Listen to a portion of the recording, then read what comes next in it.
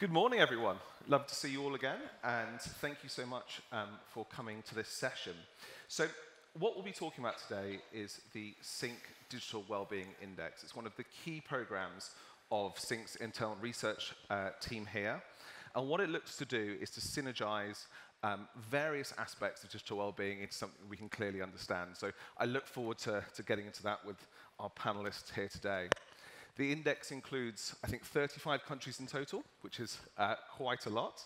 And what we'll be looking to do with today's session is to look at how that index was created, so what were the things that went into it, alongside how we can go about using that, and what are the lessons that we can take away from what that index is telling us. Now, you have 4 researchers on stage, so I do apologize for any statistics jokes. We'll try to keep those down to a minimum.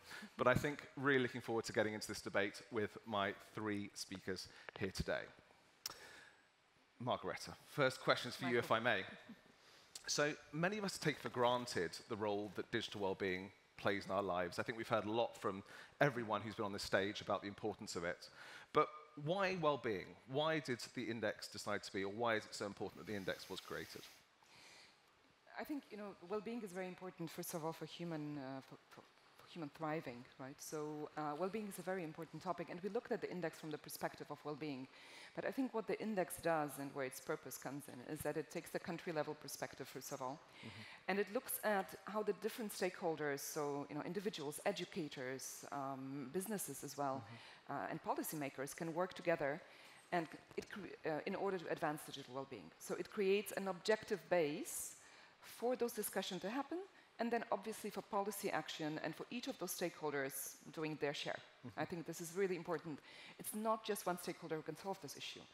We've heard this since yesterday many times, that you need collaboration across the different spectra of the different actors, and the index provides a space for discussion, for debate. So we hope that countries will use this index and create their own visions of where they want to stand, what type of digital futures they imagine for themselves and for the populations, and how important well-being aspect is in that. Fantastic. And Enrico, in your role as the head of research at Horizon, can you talk a little bit about how this index was constructed and what are the key factors that went into its creation? Sure. We really constructed this index with the goal of a comprehensive framework to measure digital well-being in a very wide fashion, to include different types of dimensions that touch upon digital well-being, and to measure it globally for all regions of the world. So we structure it with a very solid framework, which has 2 sub-indices: capturing opportunities and balancing needs, because these are the 2 topics we're talking about these days in this summit. There are opportunities and risks related to digital technologies. In each of these 2 halves, these 2 sides of the same coin, has 6 pillars that go and measure precisely the components of digital well-being. Just to give you an example, under capturing opportunities, you will have a pillar related to connectivity, as well as education and skills, or work and income, entertainment and culture, and so on. And the other 6 pillars under the balancing needs component include mental health, physical health, ability to disconnect, cyber safety, and the like. Now, we built this framework not alone, of course, together with SYNC and together with an expert panel, some of which are here today with us at the summit, as well as the advisory board of SYNC. So it has been validated, it has been vetted, and constructed multiple times. And we measure these pillars with a number of indicators that are related to 3 types of data. First is the global survey that we ran together with PSB, a survey that collects information from 35,000 individuals across the world, 1,000 per each of the 35 countries that the index measures. Second, what we call official statistics from the countries, or hard data, that you can find on ITU, or World Bank, and UN website. And third, policy assessment that we conducted internally and with our esteemed experts to assess the presence or absence of policies for digital well-being in each of the countries. And this was measured for all the 35 countries. And we also wanted to get closer to the policymakers, because this is a tool that is useful for everyone, from the practitioner, the academics, all the users, but especially the policymakers. So we also constructed 35 country reports, one for each of the countries, that assess the situation and provide recommendation for the digital well-being components. Fantastic. And if I just come back to your question on that, I think having seen a bit of the construction working with you on it, one of the things that really stood out to me was the amount of variables and the data sources that went into that.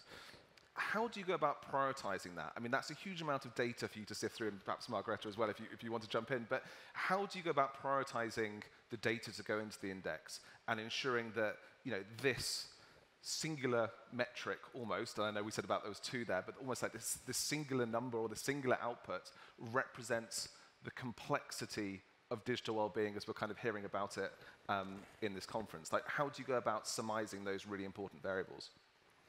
So we used all these variables in a methodology that we developed over time for index building, which basically takes all the data that are from different sources with different scales and summarize them into a unique number, which is normalized between 0 and 100. And then this number is unpacked into the 12 pillars that I mentioned to you before. So if you go on the website of SYNC, under the research part, you will find the DWI, Digital Wellbeing Index, which has an interactive website to explore the index and see who is leading, who is behind. But our goal is really not to compare countries, but for each country to understand what are their strengths and what are their opportunities for improvement. Fantastic. And I would emphasize to anyone who has not done so, on the SYNC website, there is a research tab there, and do look under it for the index work, as long as some of the work that the internal SYNC research team has been doing otherwise. Johannes, if I could potentially come to you. So your academic work often involves kind of collaboration with the wider scientific community.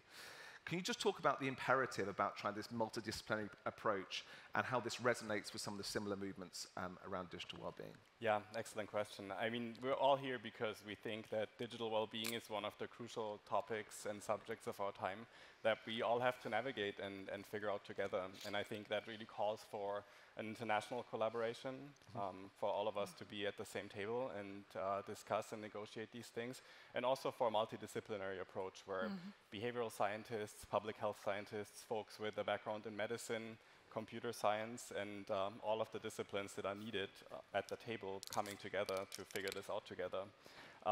And in our work, we work with a digital balance framework that is very similar to some of the areas that the index touches, which is digital technology at the intersection of physical, mental, and social well-being.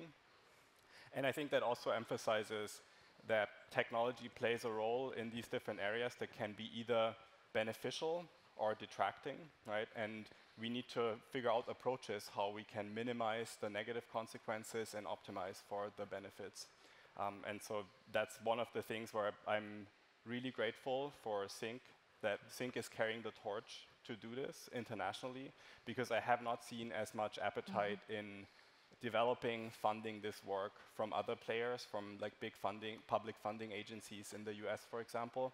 So I think SYNC is really standing out here and can demonstrate how consistent investment in a novel and important topic like this can make a difference on a global scale. And I think what's needed to move this forward is, on the one hand, more data from the companies, the tech companies that are sitting on a wealth of data that independent scientists have no access to.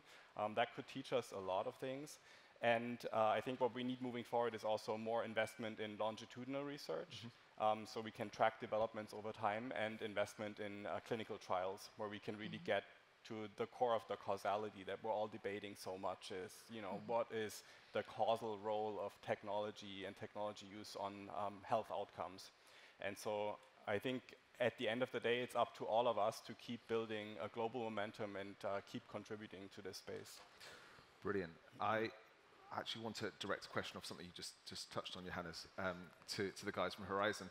You spoke about positive and negative elements of digital well-being, which I think quite clearly comes out from so much of what we've been hearing at the summit, is this notion of the positives that come with it, but also some of the challenges as well. Perhaps Margareta or Enrico, how did you go about dealing with those positives and negatives when it came to the index? So what were the ways that you tried to factor in those different elements of well-being as we understand it? I think we started with the idea of well-being, and we centered it really around the human, right? And how can, and it was pretty rapidly, fairly obvious that you cannot look at the negatives without looking at the positives of digital technologies. And even in the context of well-being, of mental health, for example, there are so many examples where digital technologies can give better access to mental health, better access to culture, better access to opportunities as well. So we cannot leave them out. It was very obvious very, very quickly. So that's why we separated the index into those two parts. So it looks really at on the one hand, at what kind of opportunities do digital technologies create in the country, and this also looks at criteria such as inclusion, right? Is it accessible for everyone in the country?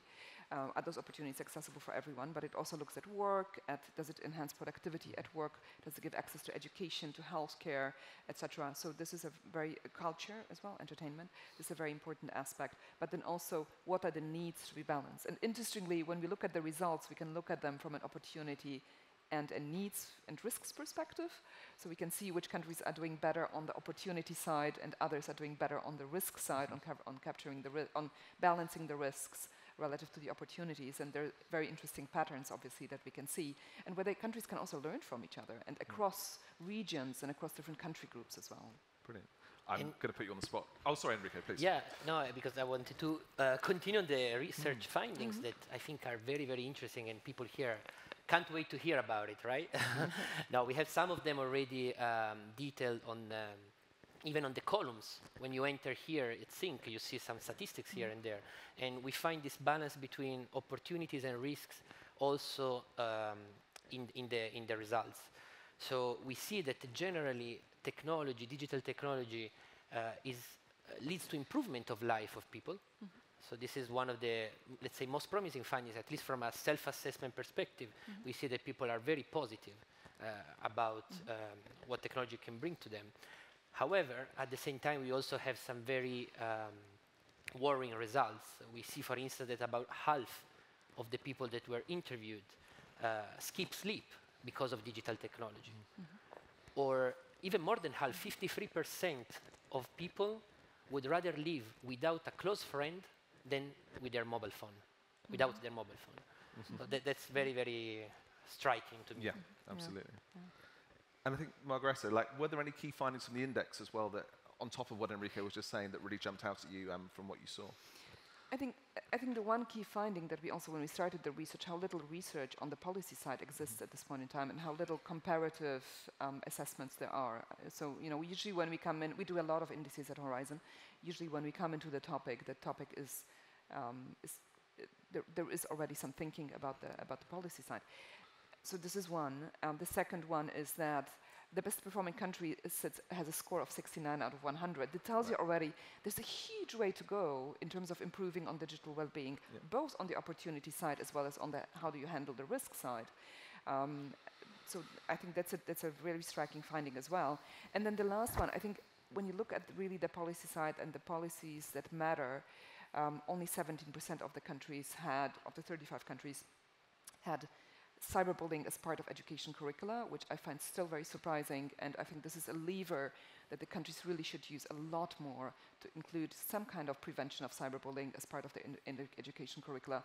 We've heard testimony from Kirsten yesterday morning, very, very powerful, but I think the schools and the educators have a huge role to play there. Fantastic. Enrico, is there anything you'd add to this kind of I don't know, the policies, or I don't know, perhaps another way to phrase it is almost to say, if I was a government policymaker and I was sitting in the audience now, what would you recommend to them in terms of policies that could be put in place in order to improve their score or to make things better in terms of digital well-being in their country? What are those policies that you see as being most impactful off the back of the index? Right. So there are many, and I think that the index can really bring a lot of value to policymakers to understand what are the potential policies that can be implemented, also by looking at the best practices worldwide.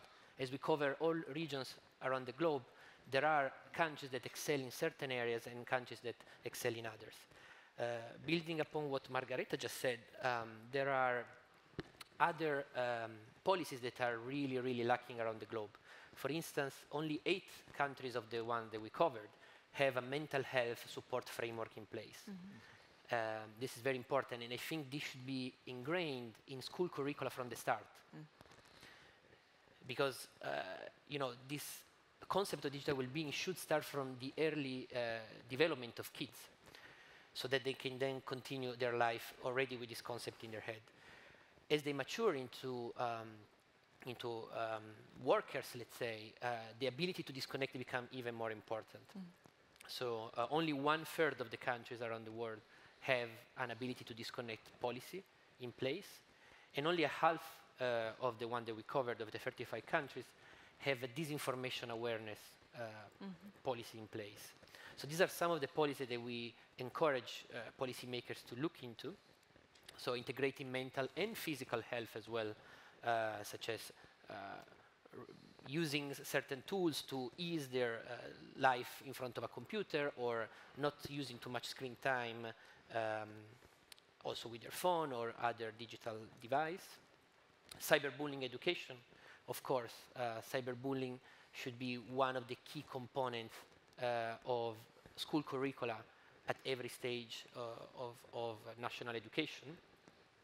And we could even think of a mandatory national exam to be realized in every country to test the online risk awareness of individuals, and especially of kids. All of this is about prevention, which we always believe is the most important component when it comes to, of course, preventing all the harm and the risk related to digital technology. But we also need to think about the treatment, about the cure, when we already went into the we already arrived into the issues of the digital well-being. So there is an interesting example coming from Switzerland. It was open a digital detox clinic in Switzerland not much time ago, maybe a month ago or 2, to treat addictive behaviors. And it went sold out in no time. So this is the kind of thing that we are starting to need. We already need today across the globe, especially in developing countries. We find that addiction is very, very common to online devices. And this could be government sponsored, could be covered by health insurance companies, but we do need treatment for online addiction and digital and online harm. We see also that China and India, for instance, are among the front leaders for policies related to addictive digital behavior. For instance, problematic gaming. Gaming is also one of the topic of one of the panels with Justin Thomas, who we work with together with Sync, and they are leading on this aspect. And finally, all the index, but all this conference and the summit is about balancing opportunities and risks. So another example I would bring is about promoting remote working, because this can help people to balance their online and offline life, as well as digital nomads policy and all the like. But also at the same time prevent the potential harm of digital technologies by ensuring right to disconnect policy in place. Fantastic. Johannes, I want to come to you in a second, if I may. So just one thing. I know we've been hearing a lot from the guys from Horizon, but Enrico, as a kind of like last follow-up to that, I suppose, you've obviously done a huge amount of work looking at policy and how that's being implemented globally at the moment. Did you see any trends in terms of how that's changing? I mean, like, do you think policy is becoming implemented more quickly at the moment? Is it a case of a lot of this policy is from the last year or 2 or 3 years? Or is a lot of this long-standing policy that's actually been slightly adapted? Like, what's your, or potentially Margareta too, like, what's your perception on this? What's your feeling of how that policy landscape is changing?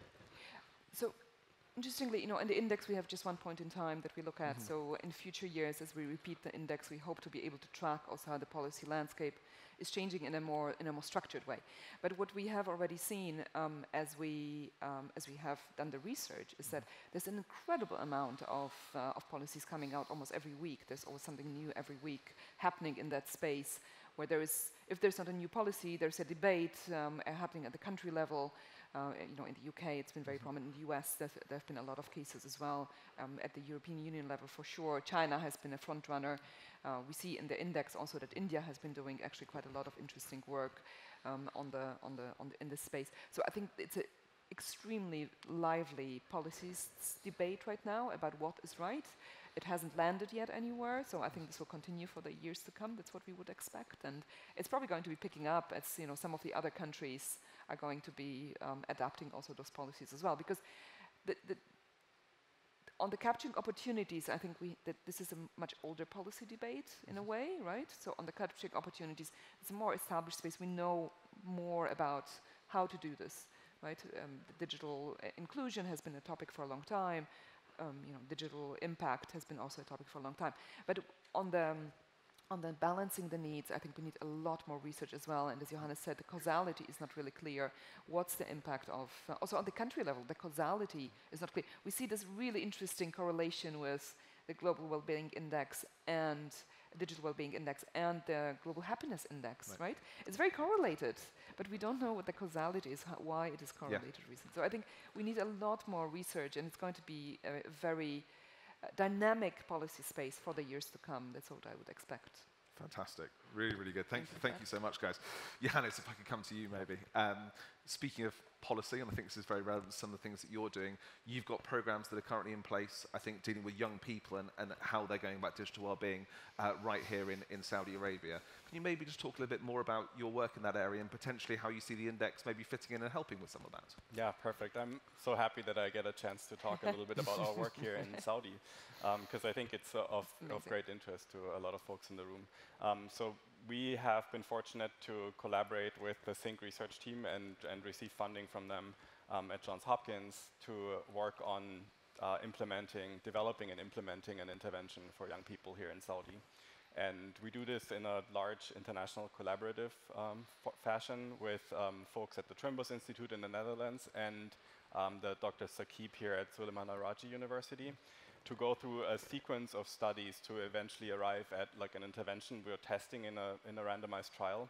And what we've done already is a lot of literature review on looking at what kind of preventive interventions, but also clinical interventions have been investigated around the world, and a series of stakeholder engagement work with interviews, focus groups with folks, surveys with folks, representing all kinds of stakeholders in society, from the young people themselves to policymakers, educators, healthcare professionals. So to really get a good representation of what the issues are here that we should be addressing. And we just finished up a nationally representative survey with high school students, collected about 3,000 surveys in 7 major regions around Saudi. Those data are currently being entered and checked and everything to do our due diligence, but there will be a lot more work coming out of that. And we're doing in parallel intervention development.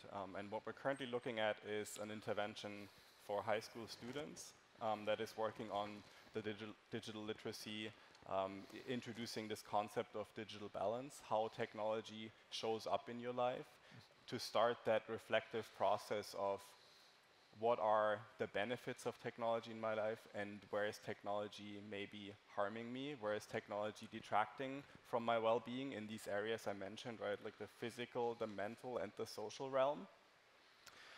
And we're also working with an intervention that will go out straight to parents, because I do think parents and parenting behavior is so crucial. On the one hand, modeling interactions with technology, but also setting rules and just being in conversation with the kids, right? And so when we think about developing an intervention that will get implemented in the schools, I think the families are that like counterpart where social norms get transmitted, get reinforced, where rules are being set, and where a lot of these crucial conversations can happen. So I think by going with these two prongs to do something in the schools, but also giving parents something that they can use, we're hoping that we will have a big impact and make a difference. And then we're testing this in a randomized trial to get at this thing of, you know, causality. Like, we want to really see that what we're developing can make a difference. Can I just ask, as a kind of follow-up to that, what surprised you? I think, like, with so many, and I find this in my own almost digital well-being journey as I think about it, all these, how my preconceptions of digital well-being and how it's been talked about and how it's been, what research exists, I think, to Margareta's point, right, like, has quite surprised me. So what have you found putting in progress, doing this kind of underlying research, starting to think about initiatives?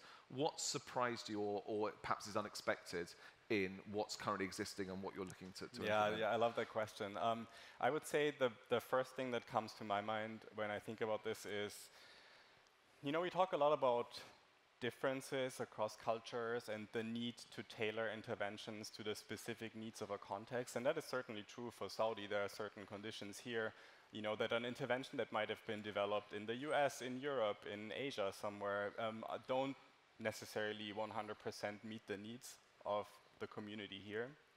But then at the same time, I'm always surprised by how much uniformity there is around the world in our lived experience of dealing with technology, that, you know, if somebody is a teenager or in my age, even older, we're all dealing with the same technology. There are very common themes that show up across the board where, you know, we're all in this together, we're all negotiating this in real time, and we all have lived experience that we find our own little hacks of, you know, this is how technology creeps in and maybe is having a negative impact on my life in certain ways, that then you try to find ways to mitigate that and to negotiate that. And that, I think, so much of that is really like cross-cultural, where you can have conversations, you know, around the globe, and people will realize, yeah, like, this is something that I've experienced as well. So that's been fascinating to see. Yeah, I certainly agree with that. I think from some of the work that we've been doing, we did some focus groups back in January in 5 countries globally, and the amount of similarity between what's coming out and how people are using tech and the issues that they're facing is really quite remarkable in that sense.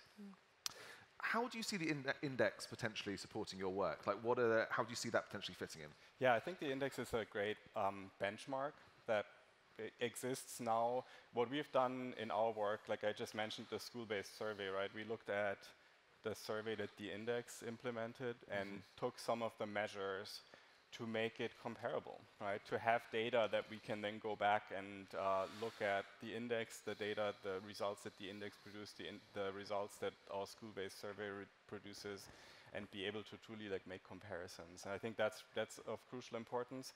I think moving forward, it will be a great index will be a great tool to also look at changes over time in a repeated cross-sectional fashion to see what's happening in countries moving forward, including in Saudi, because, you know, if we know one thing, then that technology is evolving so quickly that in a way, it feels like we're always playing catch up, and it's really hard to keep a finger on the pulse. And I think the index is a great tool that can help in a lot of different ways. Brilliant. And your work specifically, is there a goal to publish some of that? Like, what's your intention? I mean, because obviously we talked about the lack of research, and actually I think this is a classic example of trying to fill some of that. Right. So do you have an intention then about how you're trying to publicize that or take the learnings from what you've done? Yeah, absolutely. I mean, we're academics, right? So the coin of the realm is publication. So we're certainly want to get a lot of papers out of this, publicize it broadly. One of the things that has come up repeatedly in the summit already is that a lot of the data that are out there are based in certain regions of the world. And I think that the work we're doing in Saudi is a critical opportunity to put the region on the global map and to put data out there that currently don't exist. So we can make those comparisons internationally. Fantastic. And then, do you have a sense of how this study, or maybe the findings more generally in terms of some of the things that have come out of the work from the guys, does it give you a sense of digital renaissance, potentially, in terms of what that might be? And any potential guidance, I suppose, on how kind of human behavior, but also potentially digital technology might most effectively interact with each other, I suppose? Yeah. Like, any sense of that? Yeah, the theme that has come up for me is hope. And how much, when I'm just here at the summit, when I look around the room, certainly a lot of folks here who are much smarter than me, who are really interested in this topic. We're obviously all here because we care about this and because we care to make a difference and to figure this out. So that gives me a lot of hope for the future.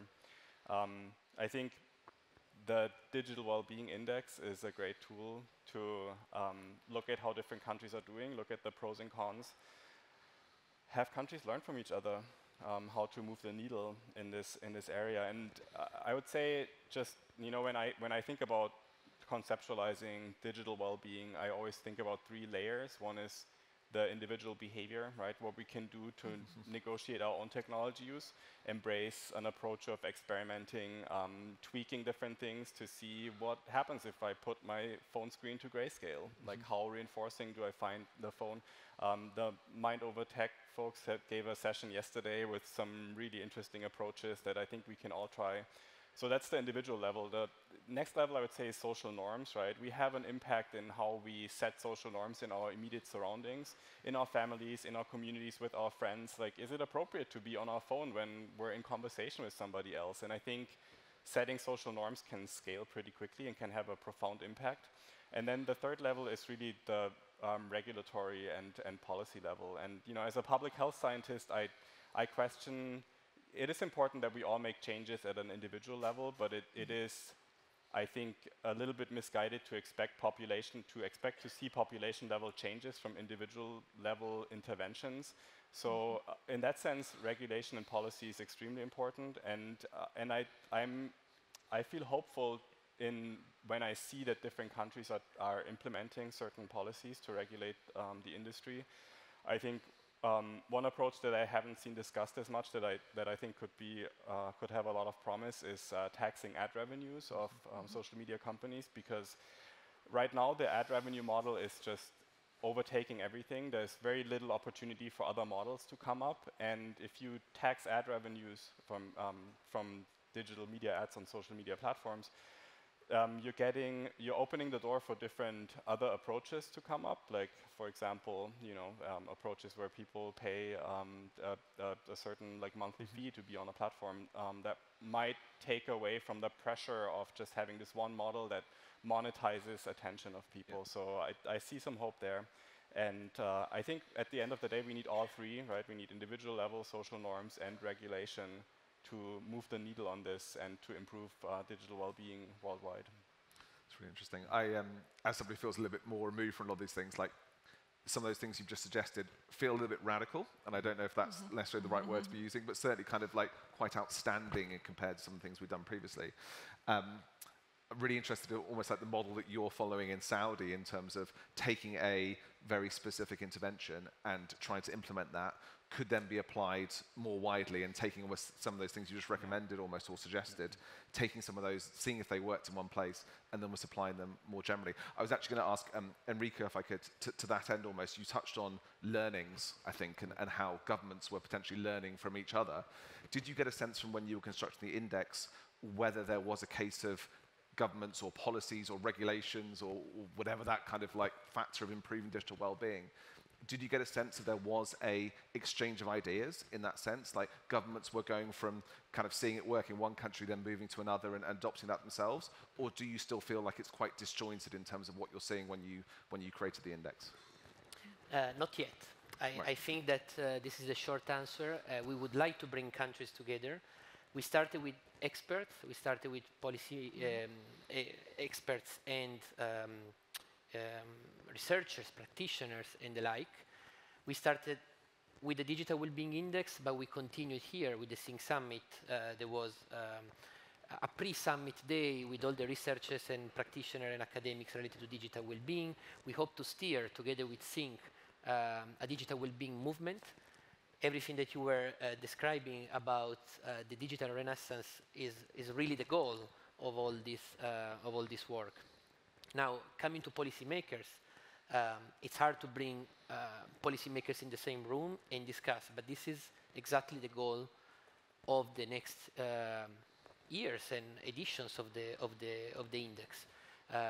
Getting all this information and all this data without using them, without having an exchange between countries would be really a pity. So we are working with SYNC in that direction, and we hope to create exchange of policies, best practices across countries and governments. Fantastic. Margareta, I think also from your experience, having spent, I think, quite a few years doing indices in various different institutions around the world, but kind of what's your goal with this index, and almost what's your kind of hope in terms of how this index can be best used by people to take the most from it and to kind of keep going forward in the next few years? Yes, I think you know, what fascinates me always about indices is that you put out those numbers, and if things align well, they can motivate a lot of change, right? Because countries don't like to be ranked low, so it's almost more valuable to the countries that are ranked lower in the ranking, because they really look at it and they are shocked by the results when they see them, and it can very often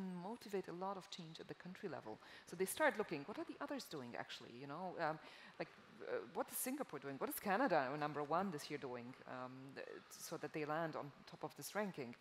And that's the kind of debate that we really want to pursue, and kudos to SYNC for spearheading this type of research, and it can have like a multiplier effect on a lot of the policy agendas in the countries that we are looking at. And I think the other part is, you know, just by providing new types of data, you can enable so much research. So I think this is an important part of it as well, that this data is shared with academics, and that we do want this index to be used as a basis for further research about, you know, those causalities that we don't fully understand, about the models that work at the policy level, for the exchange as well, as Enrico just said, at the international level, across the countries, and what works and what doesn't. And by that, you know, we have an evidence-based policy process that we put into place. So hopefully, yes, motivating change and unleashing some of this change is our main objective with this. As Johannes said, we are all here because we care about this topic, so we want things to change. Fantastic. And I think one also thing with the index is this idea of kind of getting longitudinal data and getting a clear idea of how things change over time, I suppose, right? Yes. Like a static perception of digital well-being is one thing, but seeing how that's changing the society. Can you just talk a little bit maybe about how important that idea of longitudinal data is in kind of helping us understand how this is changing over time? Absolutely. I think the longitudinal data is very important, because you can see, for each of the countries, you can see how it progresses over time. And I think the indices, you know, they can unleash a lot of action at the country level. When a country drops in the ranking, or where there's one area where it stays behind and another country moves ahead, it can unleash a lot of change as well. And you need to be able to compare with your own history. Are you improving in that space? It's clearly a space that's very important. Are you improving? Which areas are you improving as a country? Where do you need to do more? So it's very evidence-based type of policies and prioritization of policies that you can use it for. But you can also use it for tracking progress over time, for showing, here is what I'm doing, right? Here is what you know, for policymakers who really care about this issue, they can show that the great work they have been done and how it has influenced the data as well. So I think the longitudinal data is very, very important. Also, you know, just for the research agenda as well, to be able to understand causality, it's really crucial to have the longitudinal data as well. It's quite a word to say in the morning, isn't it? And Johannes, I'm just going to very lastly come back to you, if I could. Kind of what's your thinking about your work and what you're doing, and potentially applying some of the things that Margareta's just talked about? What's your goal for this? Where do you see yourself in 5 years? What's the kind of like aspiration with all the work that you're doing with the SYNC team? Yeah, I was struck by one of the points you made before. How what we're doing right now can inform the kind of next steps and the scale of this. And in our entire approach, we're very conscious to derive some learnings of how to adapt interventions to different contexts, in our case to the Saudi context. to serve as a model for other places around the world who, where there's not as much investment yet in thinking about digital well-being and thinking about interventions to improve digital well-being. So I think Saudi, in that sense, Saudi and our work is going to hopefully serve as a model that can be applied. And what we're already seeing, and this is why summits like this are so great, because they bring people together. I have had conversations with folks in the UAE where we're now thinking about scaling the work that we're doing in Saudi for other Gulf countries, because I think that's really the next step where the things that we're learning can be applied pretty immediately. And then from there, other places in the world. So I'm quite excited about that opportunity to scale this work and really have a larger impact that way. Fantastic. Yeah. Margareta, I think you had a last Maybe comment. one last point. I think we are taking the index to a lot of the international fora as well, so we are confident that it's going to really impact the international agenda on this issue as well. Yeah. Fantastic. Well, I just want to say thank you to our panelists. It's been a pleasure working with them over the past few years as well. So it's been a personal honor, and it's been lovely to chat with you all today. So a big round of applause for our panelists, please. And for Michael.